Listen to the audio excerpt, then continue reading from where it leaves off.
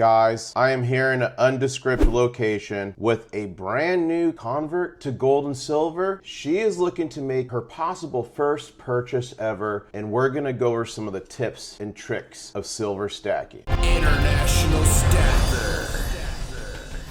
I know some of you are probably brand new to stacking or have never stacked before, and she's in the same boat. So I'm kind of going to go over stuff that was super confusing to me when I first started. And I saw like 99 cents over spot, and I saw these weird things. I'm like, what does this mean? I'm so confused. We're going to jump into it. I'm going to start going over the kind of different types of silver. She has watched so far the first 2 episodes of The Hidden Secrets of Money by Mike Maloney. There's a playlist on YouTube. If you've not seen it and you're a silver or gold stacker, you got to watch it. One of the bedrocks of a lot of stacks, and something I didn't know about until I had been stacking for a while, is this stuff here, and this has some nicknames for it. It's called 90% silver because it's 90% silver. It's also called constitutional silver because in the US Constitution it mentions gold and silver are legal tender. And a lot of people also call it junk silver. So for the most part, anything 1964 and before is 90% silver. So here's a couple Franklins, and here's a couple Mercury dimes, and I'm sure you kind of remember some of these coins growing up. Yes. Do you? And you remember like just paying with them and getting them for change and all that kind of thing? Yeah, and thought nothing of it. It is crazy. And my dad always used to say to me, when I was a kid, for 50 cents or 75 cents, I used to be able to go down and watch a movie and get a hamburger, and like things are so expensive now. And that's the common misconception. What has happened is the US dollar has inflated away. For instance, this dollar from 1964 and before, this is still worth like $25 or $26 depending what the price is today. That's impressive. Right? Yeah. So if you have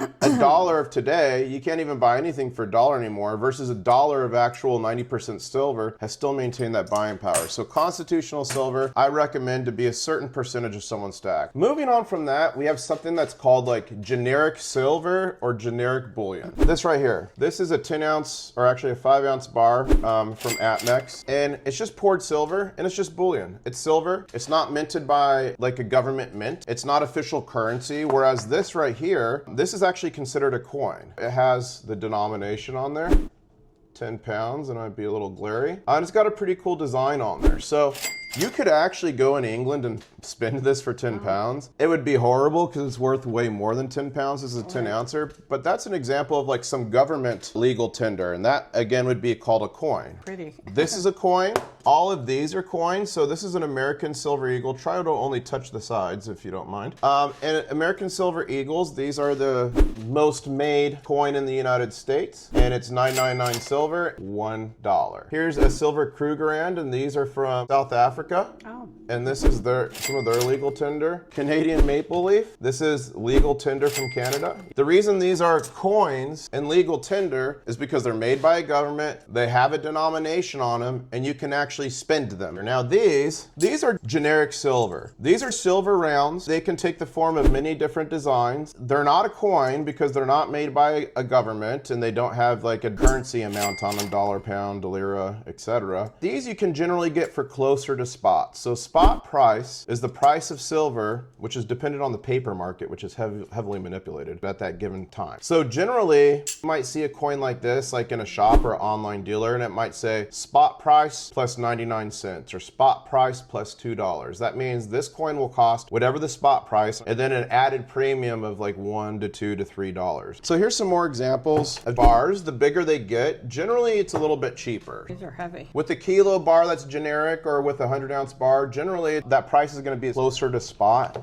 than like a smaller type of coin. So how much would a bar like that cost? A kilo is 32.15 troy ounces. Okay. Now here's a watch out scenario for new stackers. Silver and gold is measured and sold in troy ounces. Sometimes scammers, like on eBay, will list it in ounces, and you get cheated. So troy ounces. So this is 32.15 troy ounces. And everything you see in front of you here is about 660 ounces of silver, which is about $24,000 worth of silver just at the spot price, not counting premiums. And remember, premium is that price over spot. In gold there, it's about $2,100 to $2,200. So this is about $27,000 in metals, and it weighs about 45 pounds. So this stuff's not light. That's why some people prefer to only stack gold, because literally all this $27,000, you might be, what is that, like 5 or 8 gold coins, right? Versus all this. I stack silver because I see a greater potential in it. It has a huge industrial demand. It's been heavily suppressed. It's underperformed. So I feel this stuff is poised to take off. We've gone over 90%. We've gone over government bullion, kind of generic bullion, some poured silver. There's some other type of silver like this right here called an Engelhard round. So it's a round, it's not a coin. You could consider it generic bullion. However, this is more of a collector's item because Engelhard is a very famous company. All these rounds I have here are very famous old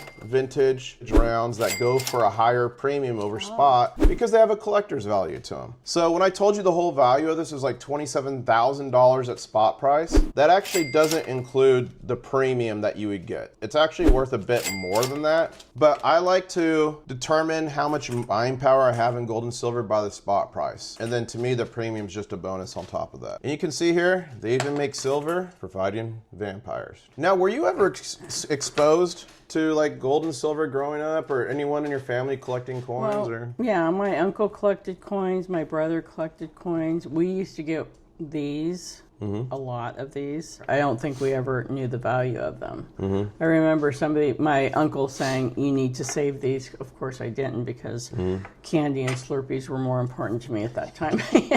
One more thing I wanted to hit on, silver in general, fractional is better than huge bars. So if you're brand new to stacking and just starting and you can get a good deal on fractional, go with the fractional. Okay. Now if the better deal is with the bar, sure, go with the bar. Right. One of my top 5 regrets in my top 5 regret video is I wish I always just bought the deals. So you should let the deals dictate your buy. However, if you've got the opportunity to get fractional silver, it's seen as a better investment. As the price of silver and gold goes up, this little dime, if it was gold or silver, is going to increase exponentially. And it's a lot easier to sell fractional silver to people or shops than say, like, if this was gold, this would be like $50,000. Oh, yeah. Not everyone can buy that. Right. Whereas coins, they can. So generally, you would see a higher premium on silver dimes, on these types of little bars. And this is a cool bar I gave away the other day on a live stream. And guys, I give away gold and silver all the time on live streams. Normally, it's every Sunday at 2:30 Eastern Standard Time, except when I'm traveling. Kind of another category of silver, which I'm not into. It's called a numismatic. It's really fancy pieces of silver. You generally will see them in the slabs, which are the big plastic cases. It's like one coin will be like $1,000 because of this error, or because it's this rare or low mintage. I'm not into that because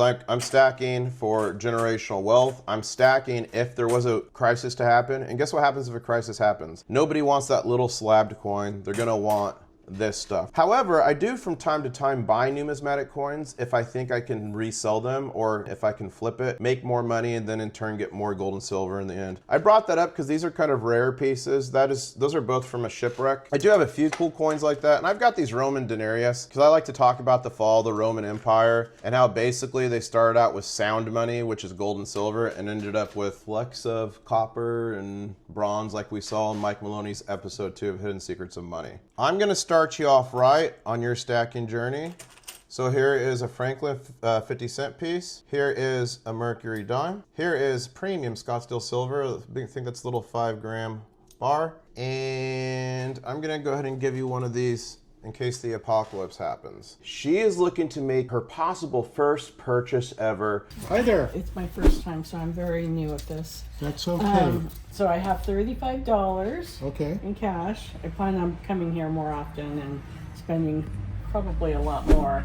But since it's my first time, I Sure. want to kind of move slowly with this. Well, what would you recommend for her for $35 being a new stacker?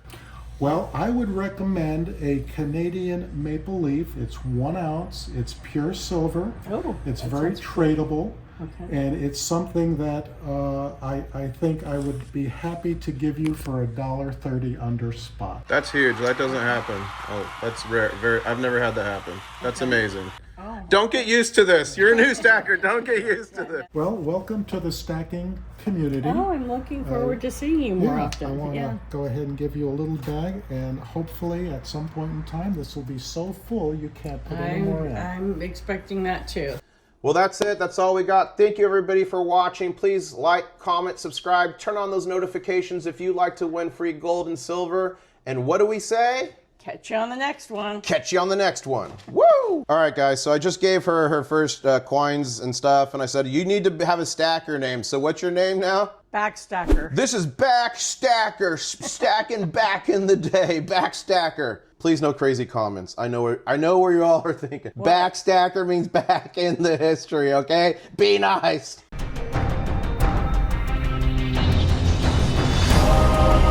One stacker.